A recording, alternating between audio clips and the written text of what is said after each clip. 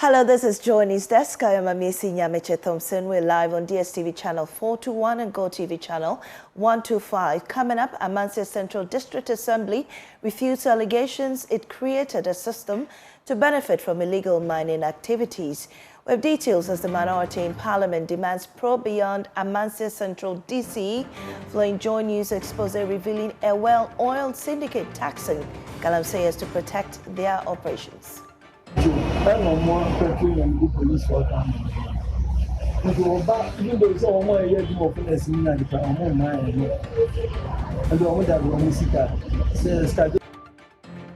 Meanwhile, NIMAS takes the fight to Western region, arresting 3 Chinese miners and disarming their thugs in coordinated raids in the Western region. Also, committee investigating National Democratic Congress's parliamentary primary to present report today. We engage a political scientist on finding an amicable solution to the impasse. These plus some business updates on our desk. They go away.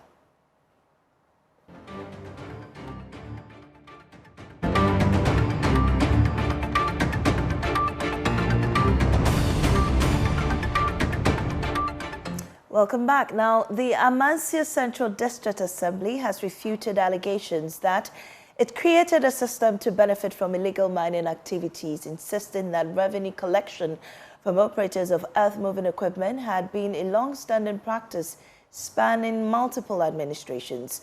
The response comes on the heels of Joy News' Hotline documentary that uncovered what it described as a pay-to-destroy syndicate operating in the district, where miners reportedly pay 3,000 cedis annually to operate Shenfan machines with the tacit approval of local authorities.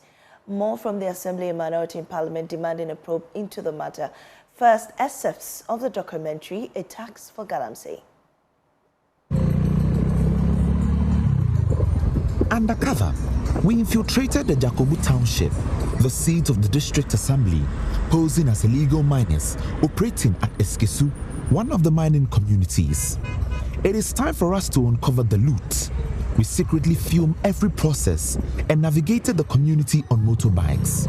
The assembly is where we intend to make payments and confirm every illegal mining scandal.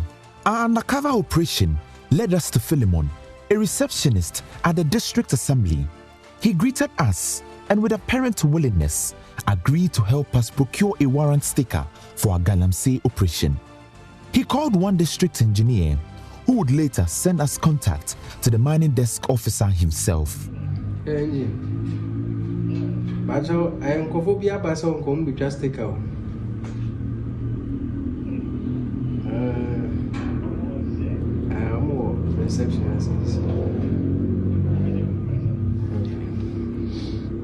Afternoon. Good afternoon. Boss Macho, okay, you're baby to stick out. Okay, to stick out. And see, Mame, my name is Officer Linkasawai. It is no matter the man and I'm money in the Panakasa. Why? All right. Yeah, sticker. Hours passed as we waited for the mining desk officer and leader of the task force, a man known interchangeably as Red, Malam or Nana, who also served as the community's chief imam. Our wait was prolonged because he was reportedly out on an operation collecting the tax from illegal miners.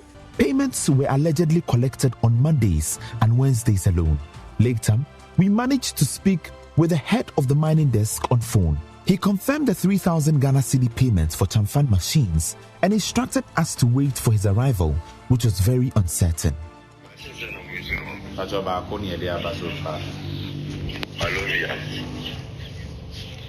Shenfan bako. Shenfan na oka. Pachani. One leg no. Pachani. Oh. We have about my bro. Why? Pacho. The fight. Ebecha na ke pesi kobe bikakra. 45 minutes. Wow. Look, na kabekwa ni ntumi nhia wo because ye be say ke kokuma ase. Okay, It's weird you would say that a state that has called, irresponsible mining terrorism is then at the same time facilitating this through what is seemingly even state sanctioned, right? Because there are receipts that are involved. It means that the state infrastructure is accounting for its support and its own implications into it. So it's a strange arrangement where the state now is in itself an illegal miner. Our investigation points to serious breaches of the law by state officials entrusted to protect the public. Under the Minerals and Mining Act 2006, Act 703, facilitating or providing cover for illegal mining constitutes a criminal offense. Evidence gathered shows that officials who offered protection and collected payments may have crossed the line from regulators to accomplices. These actions potentially violate the Criminal Offences Act 1960, Act 29, which criminalizes corruption and abuse of public office, as well as the Public Financial Management Act 2016, Act 921, which prohibits unauthorized collection of public funds. The conduct of the District Chief Executive also raises questions under the Local Government Act 2016, Act 936, while the environmental damage may contravene the Environmental Protection Agency Act 1994, Act 490. With our investigation at the Assembly corroborated, we proceeded to some of the illegal mining sites at Eskesu. Here, the environmental destruction is starkly evident. Farmlands are gone, water bodies choked with sediment. At Eskesu, we met some illegal miners who detailed the exact process for making payments for Chamfan machines. One machine money over 20,000. Into excavator bako 30,000, 40,000, 30,000, million. Masa? One, and this will tell me, no book might do 50,000, 60,000. Wow. And a Chamfan, Chamfan is 3,000. That's a look on show. And on the from a year, but this year in Africa. From your Saturday Ghana, or money, but this year, master to be in the buy.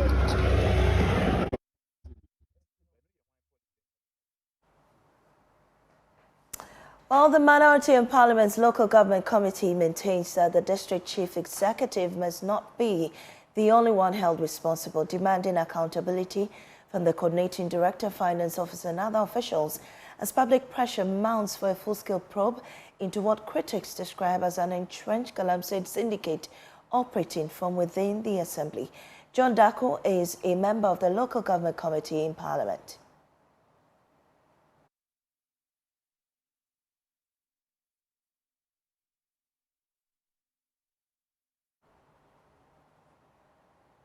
Well, we'll bring you that sound much later, but we can get details of the Assembly's explanation in a statement that Joy News chanced on. The Assembly has been explaining that they can defend the monies that were being collected in a statement, and that those levies were entrenched or they got the authorization from the local government authority. We'll be, showing on the screens now that statement from the Amansie Central District Assembly. Well, I mean, I think it's good. It's good that the government has given us assurance that they're going to take this up. But, it's not enough. We need to see action. Why should government wait for Joy FM to bring documentary before they even talk about it? Where is government security? Where is our national security? They say they have 9 months. What have they been up to? They've been paying a lot of millions of our cities to these people. Why is it that it should take Joy FM to bring this out? Can't the government agencies, the EPA, the Minerals Commission, the 9 months, the military, the police, why are we paying them? Why must it take Joy FM? Joy FM, did anybody give you money to do what you did? You did it because you love Ghana. Nobody is paying Joy FM to do this. But we are using our taxpayers' money to feed government and government officials to be doing this for us. So if Joy FM hadn't come up with this, we wouldn't know. And even apart from that, look at what Felix is saying. My colleague is saying that, well, they haven't seen the documentary and that if they see evidence, they will take action. So it tells you about a government which is sleeping. In fact, in the afternoon, I mentioned about the importation of cyanide into our country. It looks like our government is even aware that illegal mining operators are bringing in cyanide into our country. Our security is impacted. Why is national security officials being paid? Why are they being paid? And so for me, my worry is that it has to take Joe FM to come up with this for government to react the way it did. That is even worse. One would have expected that even without promptings of anybody, government would have come out to say that the intelligence has discovered ABCD. Why is government intelligence not discovering this? Because this is a dangerous thing. This is going on. Government officials are involved in this Galamsey. In fact, in the afternoon, I told you about a text message I received that right now the party delegates they go out to the mining companies, they collect money to their party chairpersons in their constituency, and the chairperson will sort out the NIMOs. That is what we are hearing. Is the government not aware of this? So for me, I would have been very happy if this whole thing had come out from the government own sources. It tells you that the government is sleeping on this job. It tells you that we should probably be paying Joe FM. We should be paying some of our taxes to you, because you are the people bringing out the ills of our society whilst our government is sleeping, whilst our security agencies who are being paid are sleeping. Joe FM is the only one doing this job. I am ashamed that I have to pay my tax to this government, but the government is not using our taxes the way it should be. Right. And it's sad. If care is not taken, we know the effect of this Galamsey, effect of cyanide on our health, and government doesn't even know that it's happening. Joe FM breaks it, and then government officials say, okay, yeah, we are now going to look at it, and if there is evidence, it looks like they don't even believe that this is real. John, and that is the sad reality we face as a country. And yeah, that John Darko there, member of the local government committee in Parliament on the minority side. Now we can get details of the Assembly's explanation why the monies are being collected. And according to the Amansie Central District Assembly, it says it's taking note of a recent expose being circulated under the title Galamsey Tax. Public scrutiny is welcome in a democratic society, but it is important that discussions of this nature are guided by facts, proper context, and fairness rather than selective narratives that may mislead the Ghanaian public. This is quite a lengthy statement, so you have to bear with me. Now, to begin with, the collection of revenue from operators who use earth-moving equipment within the district did not originate under the current administration. This revenue arrangement has existed for many years and spans several political administrations. Records available at the Assembly, including official receipts from 2023 and 2024, clearly show that similar revenues were collected in 2008, 2012, 2016, 2020, and in subsequent years. The current administration did not introduce the system. It inherited an already existing administrative arrangement. And for clarity, this revenue collection is not an informal or arbitrary practice. It is based on an Assembly bylaw that was duly passed as far back as 2008 and been operational ever since. No individual under the present administration introduced this framework. Now, what is being implemented is an existing legally grounded Assembly bylaw that has worked over the years. The individual seen in the recordings, popularly referred to as Red, is not a new figure. He is a recognized revenue officer who has served the Assembly under successive administrations. His role has consistently been to collect revenue on behalf of the Assembly in line with laid down procedures. This same responsibility was performed under previous governments without controversy. Suggestions that these funds are privately kept or diverted are false and misleading. All monies collected are paid directly into the Assembly's official account at Odotobri Rural Bank. These payments are supported by verifiable deposit slips and official receipts, all of which are available for verification at the Assembly. While footage was taken of revenue collection, the portion showing the actual banking of the funds was not shown. Since assuming office, the Assembly has ensured that these revenues are used to address critical operational needs. Official vehicles that were previously grounded and unserviceable have been repaired and returned to use. The assembly, which previously lacked basic logistics such as a pickup vehicle, has now been equipped to function more effectively. These are practical interventions that benefit the district and do not amount to personal gain. And continuing the statement, the Assembly remains firmly opposed to illegal mining. The fight against Galamsey remains unchanged and uncompromising. It is therefore misleading to suggest that any official of the Assembly created or operates a system to benefit from illegal mining, especially when the arrangement in question predates the current administration and has been administered transparently over the years. It is also important to emphasize that the authority to mobilize such revenues comes from local governance framework, which empowers metropolitan, municipal, and district assemblies to make and enforce bylaws for the effective administration of their areas. If any individual or institution has concerns about this law, the appropriate steps is to formally write to the relevant local government authorities for a review. Until such a review or amendment is lawfully made, the Assembly is duty-bound to implement the existing bylaw. Additionally, where claims are made about the legality of certain sites, the public deserves to know the legal and regulatory basis for such claims.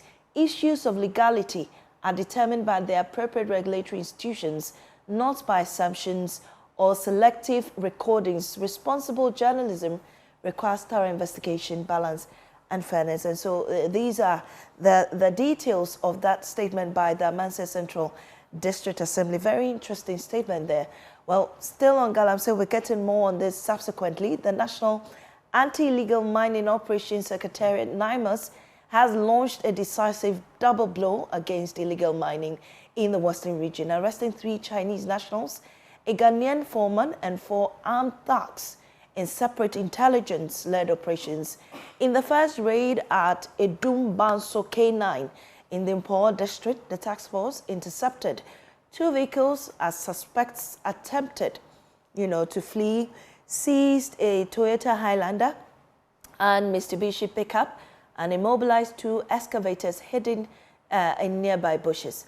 Hours later, in a night operation at Ambanze in the Zima East District, NIMOS operatives overpowered armed thugs wielding cutlasses, arresting 4 guards hired to protect an illegal mining site. The suspects have been handed over to police and immigration authorities. And we're grateful to have Pakwesi Shandov, Media Relations Officer at the Lands Ministry, joining us now. Pakwesi, grateful for your time on our desk. First of all, I'd like to know from you the statement released by the Amansie Central District Assembly. What do you make of that statement? Well, first off, let me say good morning to you and to the rest of our listeners who are connected across the globe. And I think it is also in order to commend the efforts of Joy News in this investigative outcome, because we have always indicated as government that the fight against illegal mining would require the participation of the media as well. And so we are grateful for that particular output. Indeed, the affected outfits, that is the Amansie Central District Assembly, have accordingly responded. That was the response that I'm sure you read a while ago. Government and the sector minister in particular, Honorable Emmanuel Amakufibua, have all taken note of this development. And as I speak to you, a probe, of course, has been already decided to begin to, as it were, ascertain the facts and then put all the issues into perspective. So basically, government is looking into it, and if there are any appropriate sanctions based on government's investigations, they would be handed over accordingly. Well, Pakwesi, I mean, the statement's very revealing there. The Assembly is defending, the collection of the money that they're collecting from illegal mining operators. Well, first of all, it's an illegality, and they are taking from them at least 3,000 cedis per Chanfan, and even 40,000 cedis and over for an excavator. From where you sit, can you confirm that this is being authorized by the local government, ministry?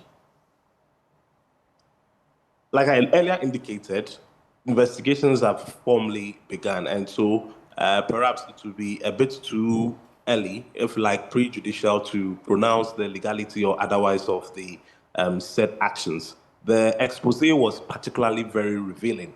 The response from the district also, like you used in your words, is equally intriguing. So what the investigation would do would be obviously to merge the two, settle the relevant context and perspective. Then from there, we'll be able to know if indeed there has been any form of wrong that is beyond any form of defense. And so I think that, like I said, government is excited about the expose. The sector minister is interested, and so let's wait for the outcome of the investigations that has actually begun. Well, Pakwesi, I believe that this war against Galamsey has been going on for some time. At least from the statement, we know that as far back as 2008, this monies or charges have been going on. Have your outfit, or even, since the fight against Galamsey began, have you had information at the district assemblies of these happenings? At least some time back, in the beginning or latter part of last year, we know there was some reshuffling, at the various police command centers, where some of the security units were reshuffled because there was the allegations of some of them being, involved in these operations, and the district assembly also being part of this, happenings. Are you saying that you're never aware of some of these practices going on at all? That is the practices of, you mean, internal revenue mobilization. Exactly. So all of those matters clearly sit with the local government ministry. And so if there's anybody who can commentate authoritatively on that, that certainly would be that ministry. And so as to whether or not it's, a mechanism, a revenue mobilization scheme that predates the current administration, started long ago and all of that, those facts properly will be settled by the appropriate ministry. And so when the investigation is concluded, I'm sure all of these facts would be accordingly settled. How does this affect the fight, against illegal mining? These people are entrenched in their position from the statement. They say that it is a law, a bylaw that they are going by. They even go ahead to say that until that law is reviewed or amended, they will still go ahead to collect those monies. That is the statement coming from that assembly. Now, for your outfit that is trying to stop illegal mining, how does this, affect you moving forward? Or even how do you address these challenges? Because these people are collecting money from Chanfine operators, excavators that are being used to do illegal mining. The same thing we've been commenting on over the years that seems not to see, light at the end of the tunnel.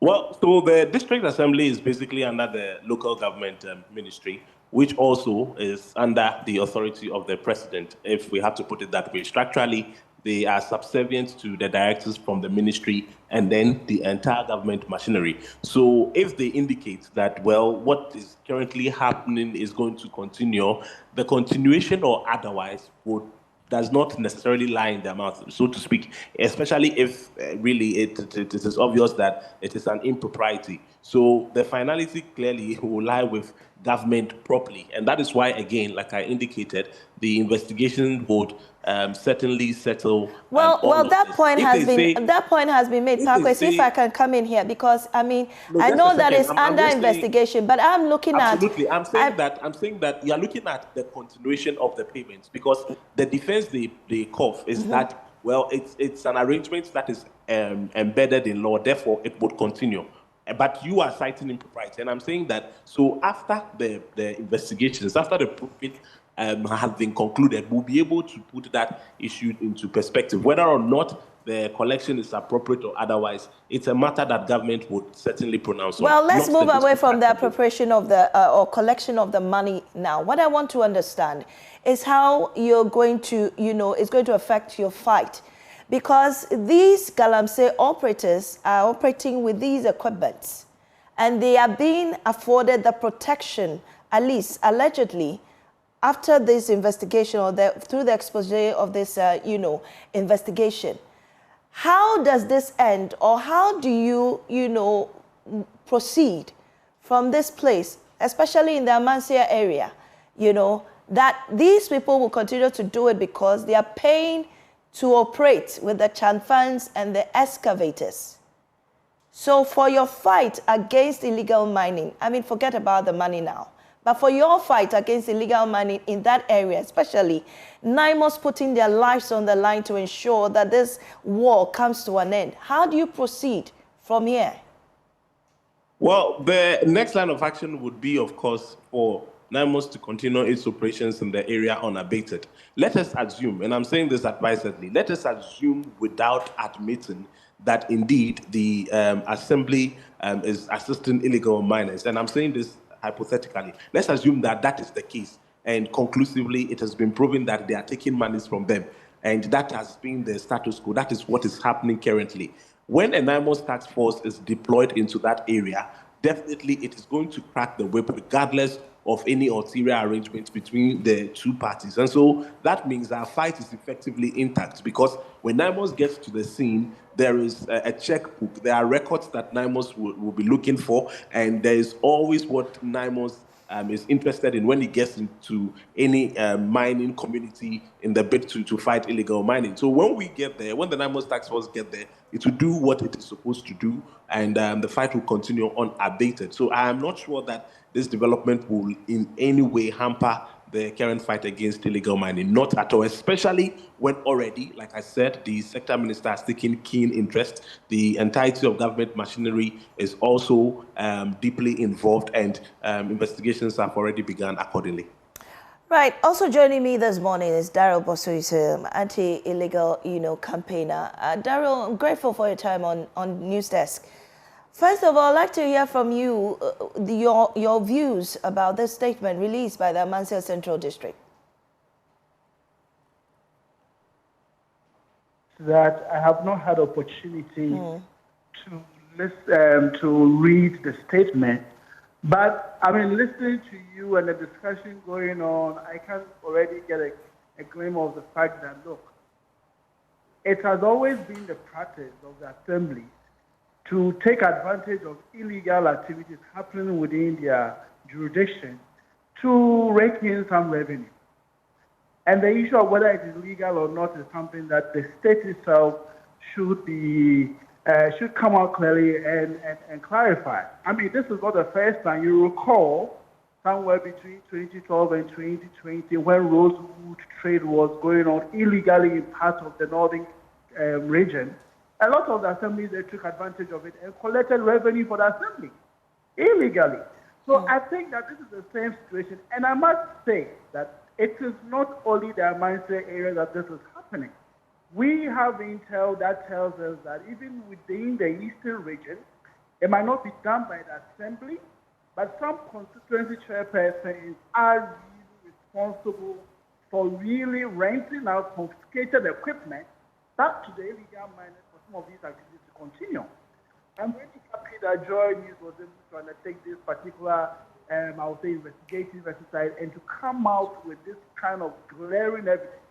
And I don't think that is an issue to say that it's not going to affect or it's not affecting the Galamsey fight. It is clearly affecting the Galamsey fight, because what we see on the ground is that if an assembly is benefiting from revenue, it is not going to put in place the necessary mechanism to really address the issue. We have a problem, an essential problem, destroying our lands, our rivers, our forests. Instead of focusing efforts and resources to clamp it down, we are not doing that. We tend to be more occupied with getting resources, revenue from that. You realize that this is actually the same posture the state, I would say at the national level, also has when it comes to the gold board. It is by actively buying gold from Galamsey people. So you see the state doing it, the assemblies are doing it. Eventually, there's no point to say that this has not become normalized.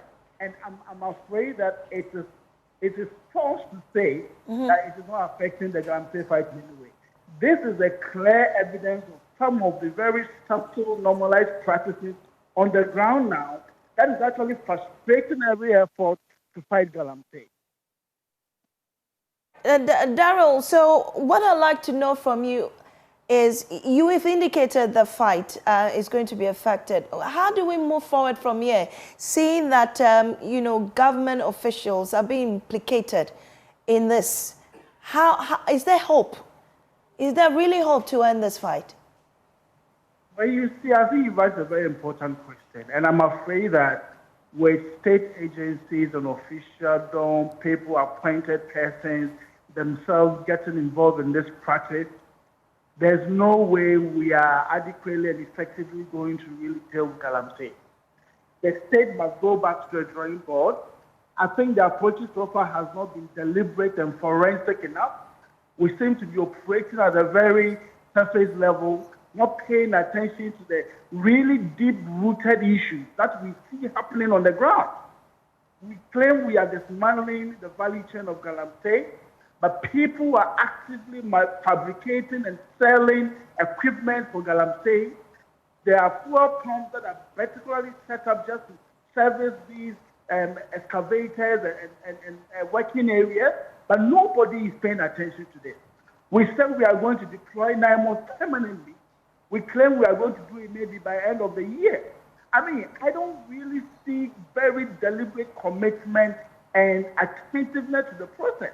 So for me, I think that we really need to go back to the drawing board. It's really failing, and we really need to do more if we want to succeed at this.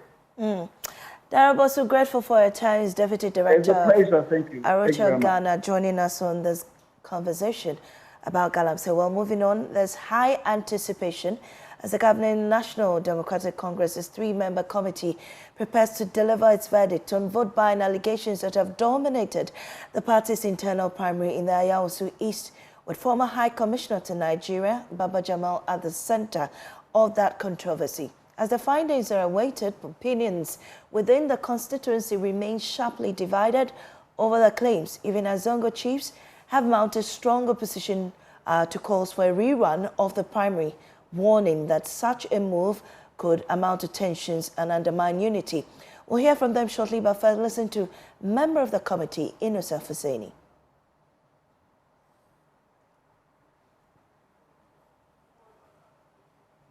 Well, we are unable to bring you that sound. Meanwhile, the Ayawasu Council of Zongo Chiefs has thrown its weight behind Baba Jamal, warning that the party, against any attempt to cancel the results and order a rerun, saying such a move will trigger unrest. And let's engage now Kwame Asante. He's a political scientist at the University of Ghana. We're grateful for your time, sir, on our news desk. Really, I know that the findings are yet to come out, but what do you anticipate will happen? Good morning. I think we expect nothing but a good work so that the report will be able to help us to address this problem head on. That is exactly what we want. Remember that this democracy is still in its formative stage, and we need to guard it jealously. So anything that tends to undermine the whole architecture, we should be quick to nip it in the bud so as to protect the democracy. Well, with these allegations, what would you suggest should be the sanction for whoever is found culpable in the investigation? Yeah, before we come to the sanction, let us look, let me just, excite you with a few of the causes that have brought us this far. One of the things that have led to this is political parties and their quest for winning political power at all costs. They are prepared to do anything to win power. That's one. Poverty has also been a factor where the impoverished situation of our people have, made it possible for them to be accepting some of these inducements, and that has gained currency in recent time. Of course, society attitudes of what acquiescence has led us. There are a whole lot, but time will not permit us. But the real solution lies in the fact that we need to enforce the sanction regime rigidly. You know, vote buying is an act of corruption. And we expect that the anti-corruption institutions must work and deliver us from this evil. But the problem with anti-corruption institutions is that the political actors have not given them opportunity to be able to handle this. For the security agencies, I can defend them at all times that if you attack them to do their work, they will do it. But when it comes to implementation, it's the political actor who has to act on it. They will not act on it. And that has emboldened people to move on. It is even worse when the individual who is guilty in this finds himself in the government, his government is in power, and nothing will come out of this. So it always emboldens people to be able to do it so as to win power. The next point is that we, the society, also voters, we have not made it possible to punish those who deceive us, who come to us with such inducement. You see, the effect of inducement is that it takes away arguments, discussion of issues, and then at the end of the day, people do not get the best in terms of who should lead them. So the real leaders are lost in the process. And people who come there know that even if they don't perform, at the end of the day, when they are able to splash some cash on the face of people, it will settle it. That does not augur well for any democracy. And of course, our democracy, which is still young, we need to watch out. So I expect that the commission will come out with some findings that will, dovetail into the things we are saying if we really want to save our democracy. Well, those findings, we hope to get them. But really, if there are there's, established, crime or an illegality of vote buying, what should be the sanctions deterrent enough to prevent? We have the sanction regime. The good news about this country is that we have sanctions that are sitting in our books. For every crime, there's a corresponding punishment. But the problem is enforcement. We have that capacity, we lack it. What we call in political science the regulatory capacity. We don't have it because the political actors are those who are guilty of these offenses, and they are those who are supposed to prosecute these individuals. When they are in government, they will not do it. And that has given rise to all that we are having. So as for sanctions, they already exist, but enforcement is the key. Well, but we can make it work. We as a society, when we decide to punish those who will not come to us with messages, with information, with discussion that will improve our lot, and we'll vote against them. Next time, nobody will come and then introduce money to you. Well, the majority caucus have said annulment of the results. Others are also saying a rerun. And some have also suggested, or even the majority caucus itself has suggested, that whoever is found culpable should be disqualified from contesting. Do you agree with these suggestions?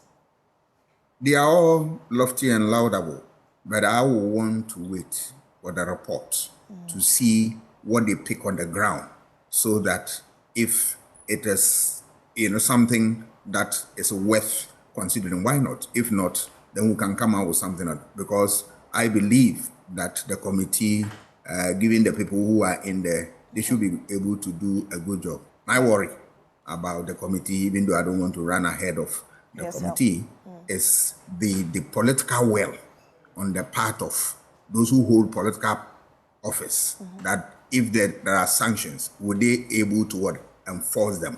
Right. That is what is worrying me. If NDC is able to do, then they are setting the stage for a good show. And then that will also become one of the standards for measuring other performances within other political divides. Right. Thank you very much. Dr. Kwame Sasanti is political scientist at the University of Ghana. Moving on, some landlords in the Upper West region are kicking against the demolition of the Tindamba Primary School for the construction of a 24-hour economy market. Rafik Salam joins us with details. Independent schools in the Upper So, Rafiq, what are the arguments the landlords are pushing? The press conference is about ending. We just heard an address from the spokesperson for the Tendamers right at the school in the presence of Abubakar Sonkara. He is stating that they have no qualms about government trying to implement the 24-hour economy policy.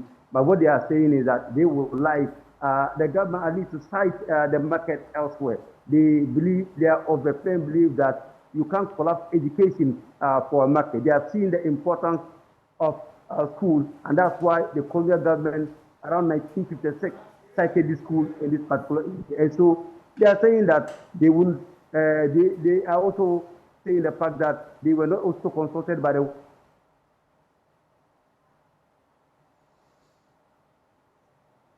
Rafiq Salam's. This is the place that they want to cite 24-hour economic market. Well, Rafiq, we know that the chief then was supposed to make a decision on this school, after the judges and his classmates, came up strongly against demolishing it. Has there been a decision yet? Last week, President John Dramani Mahama, when he was here, the chief told him that they have come up with a decision to use the Tindamba Primary School, the school that was constructed 70 years ago, for the market. And then also President Mahama, in his response, stated that wherever the people would like to cite the school, he doesn't want to dabble in it. But earlier on, there was a statement from the local government minister insisting that the policy of this government is not to demolish schools for market. He started the issue of the judges' bungalows that were demolished in Accra, which today he says that they should learn from. And so what is now happening is that the Tindamers are saying that we are the landlords, we own the land, and we were not properly consulted by the water overlord and his subjects. And so they are also saying that if government or the municipal assembly go on with that plan, they are likely to go to hit the street on that particular issue. So then that means that no decision has been made on the school yet, and there's neither an alternative for the 24-hour economy market.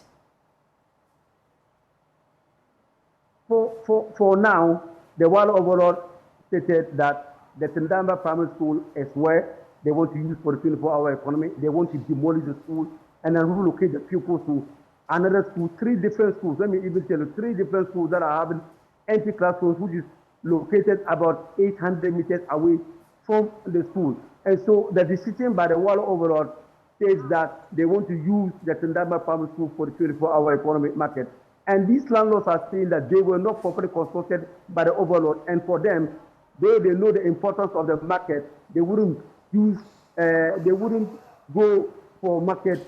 They wouldn't go for market against school. They think that they know the importance of school, and for them, they believe that it is because of schooling that all of us are able to speak the small English that we are speaking now. So currently, have the landlords had a meeting with the local government authority or even the chiefs as well? For now, I was privy to a meeting that the landlord, when I met the water overlord, and then we spoke to him about that. I don't know what has come out of that, but what they are now saying is that they are saying that all the 4 gates from the support, the landlord, they will not do that because they are saying that this is the only historical relic that they have their name on, and they think that this is the only place that their children, their pupils, will be able to school. So if they move the school away from them, well, they will lose their identity, and that's the reason why they are saying that they won't allow that to happen. All right, Rafiq Salam, thank you for the update on the Tindamba school over there in the Upper West region. You're still watching Joy News Desk. We'll take a break. We'll return with more. Don't go away.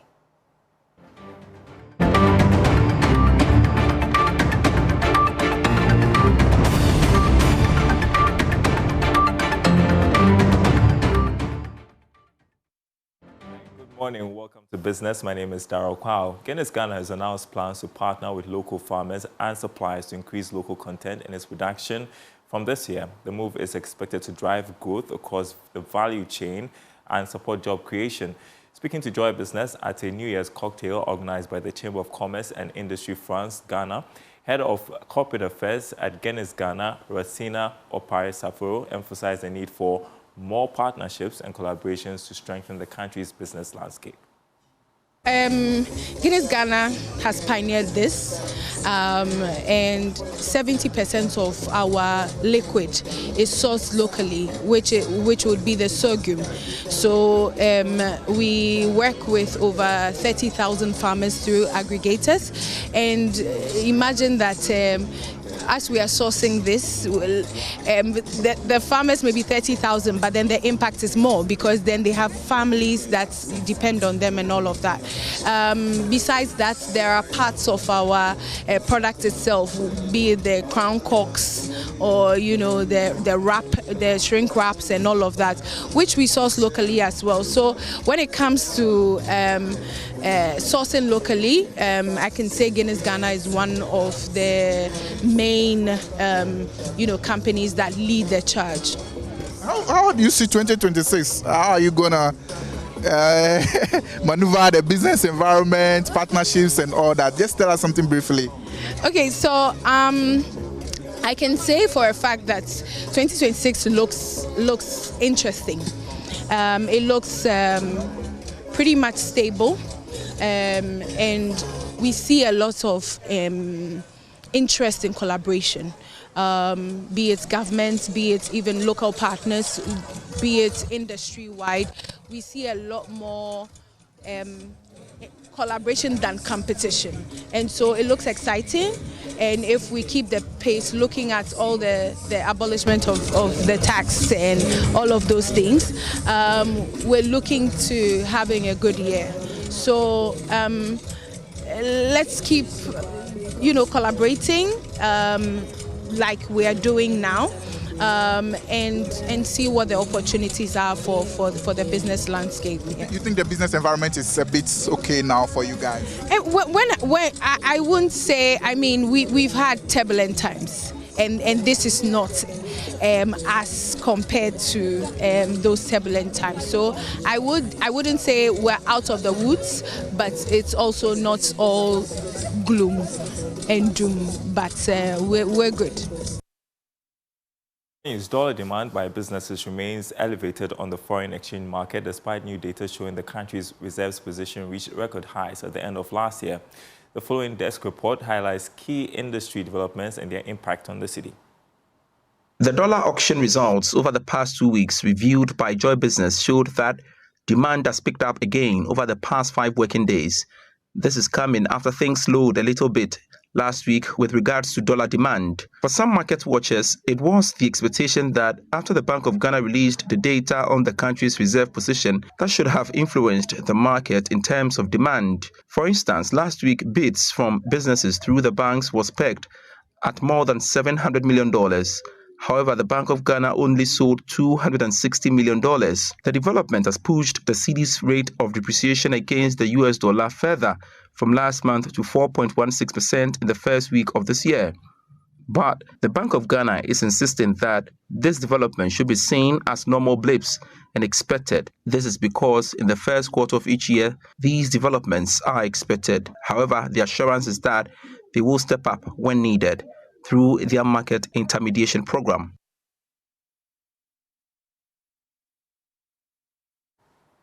All right, that's it for this segment. Back to you, Amansie. Thank you very much, Daryl, for business. That's all we have for you here on Joy News Desk. I'm Amansie Thompson. There's more news on myjoyonline.com.